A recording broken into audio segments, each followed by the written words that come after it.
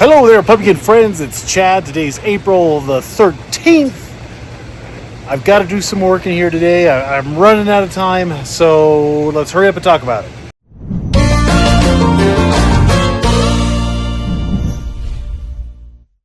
Thanks for watching the intro. Make sure you subscribe to the video, comment below, thumbs up, all that jazz, hit the bell, whatnot. I'm short on time, so we're going to make this one a semi-quickie. It is, what is it? It's Sunday. I did a lot of work on Saturday, spent some time with the wife and the kids, and man, I need a shave. I'm looking fuzzy. Anywho, yesterday I cleaned up the outside of the greenhouse and kind of the property in the back area, and I also filled in the trenches for the outside of the kickboard. So that's all done, and I need to fill in the inside of the kickboard now, but I'll do that after I till. As you can see, I have, what did I do? I mowed the cover crop one more time because it got too tall. I'll probably overlay some fun video that I took of that. The kids running around, it was a good time. So I lowered the mower down as far as I could. I gave it a good mowing, and now it's time to do two more things. Before we get after the patch with my BCS tiller, I have a bucket of chemicals. There's my chemical, alphachemicals.com for all your chemical needs. Are typically the place when you need zinc or manganese or copper sulfate, whatnot. So based on what my soil test said, I reached out to Cecil Weston. I would highly recommend that you do that. If you send me an email and you ask me about your soil test, there's a 99% chance I'm going to send you to Cecil. I know enough to get myself in trouble. But past that, Cecil is the master of the Langley spreadsheet, and he can get you set up. Or you can watch his video on how to work it yourself. But typically, Cecil is very happy and willing to help out. I asked him about it at the big show, and he said, send me your soil tests. I will give you some information. So Cecil told me I needed some manganese, some zinc, some sulfur, to lower my pH, just a little of this, a little of that. All in all, probably 5 pounds worth of stuff in total. I really don't think it's gonna move the dial at all. And if I didn't have the product, I wouldn't be spreading it out, just because I don't really think it's all that important. Could it be? Sure, but 10 pounds across basically 3,000 square feet, again, really isn't gonna move the needle all that much. If I'm really feeling motivated, maybe I'll put my soil test right here so you guys can see what my soil test looks like, give you an idea of what I'm working with. The biggest thing for me this year is my boron. I'm going to raise my boron going off of the top of my head. My nitrogen was good. My calcium was really good. But to enable the transportation of the calcium within the plant, I need to raise my boron. So I'm going to throw some boron in here. Once I get done spreading everything out, I'm going to till everything. I'm going to put down my main walk boards, my main 1, 2, 3 zone walk boards. And then I'm going to start to dig the holes for my heating cables. Ideally, I want to plant my plants maybe like Tuesday.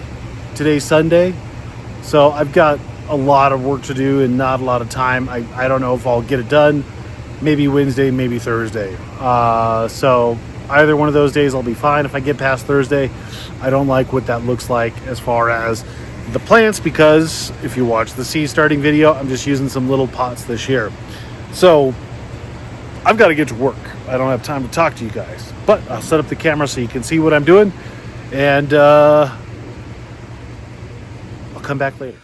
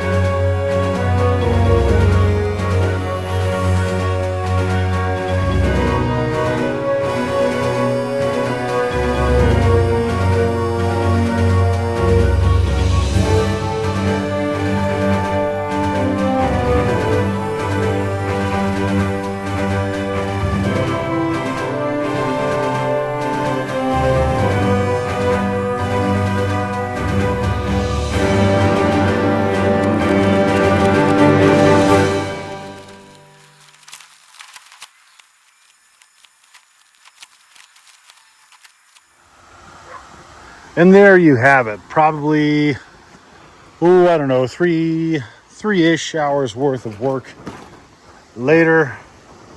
She's all done. Pretty cool, pretty excited. Got my 3 separate plots. If you don't know, I'm gonna grow 3 fruit in here. This will be like fruit number 1, fruit number 2, and then fruit number 3. I put down these walking boards as I don't want to walk on my soil. I went through great pains to go back and forth, tilt the handlebars on the BCS so that there's basically no footprints. Don't worry about that right there.